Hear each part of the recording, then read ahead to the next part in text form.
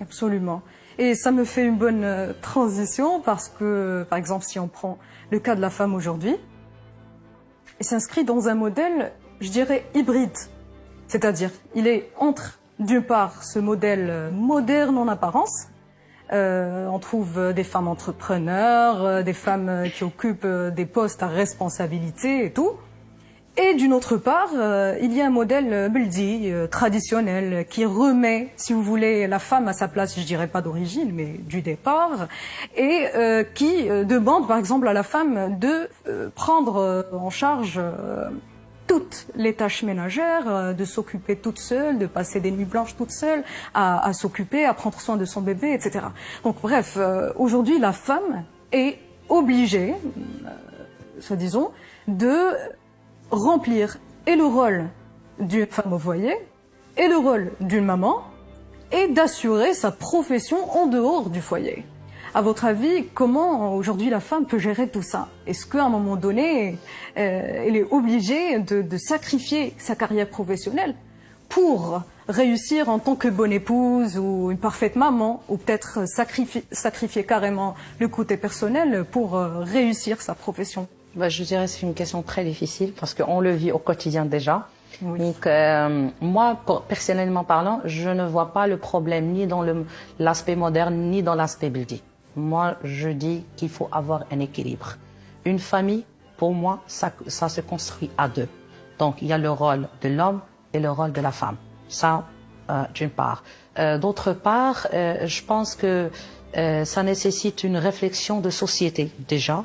Parce que effectivement, il y a une surcharge sur cette femme, qu'elle doit avoir ses devoirs familiales qui sont très normales et en même temps, elle a son devoir professionnel.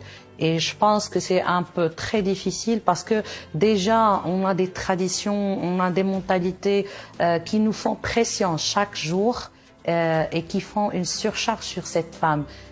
Surtout les femmes qui ont des postes de responsabilité, c'est une surfatigue, je dirais. Oui. Je ne sais pas si le terme existe, mais je dirais que vraiment c'est très difficile de faire cet équilibre entre la vie professionnelle, surtout les femmes qui se déplacent beaucoup, les femmes qui font de la politique, ils ont des exigences professionnelles vraiment très dures et à la fois ils ont des obligations familiales. Donc, je pense que il faut voir un terrain d'entente comment libérer cette femme donc pour qu'elle puisse faire son devoir de maman, de chef de famille, parce que je dirais chef de famille.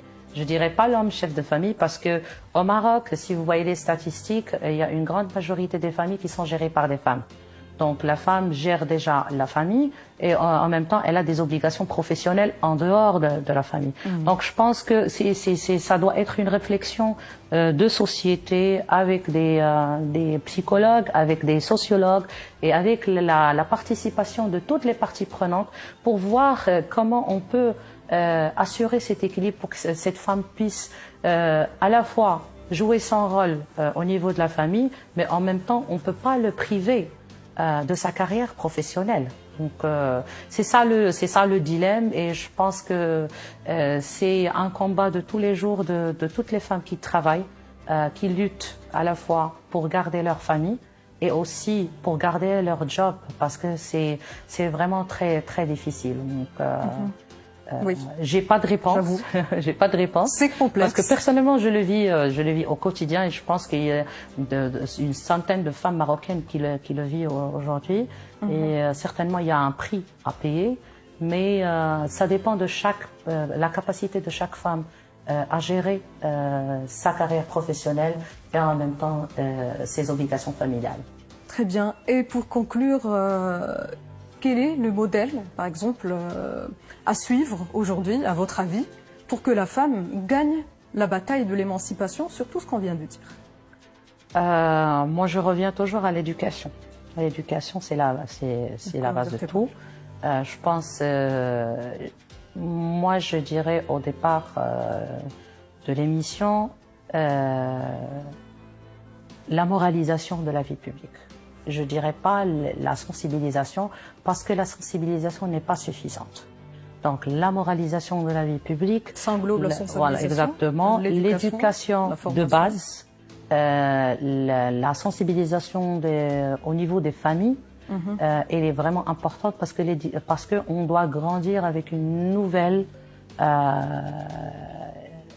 perception, une nouvelle culture de respect des droits de la femme.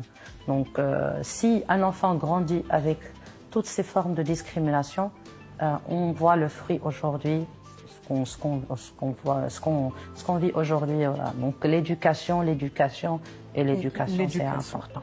Très bien. Bon, notre échange touche à sa fin. Merci Kalima Ghanem pour cet entretien hautement instructif. Quant à vous, chers téléspectateurs, je vous donne rendez-vous très prochainement avec un autre soprano, toujours sur Luzin TV.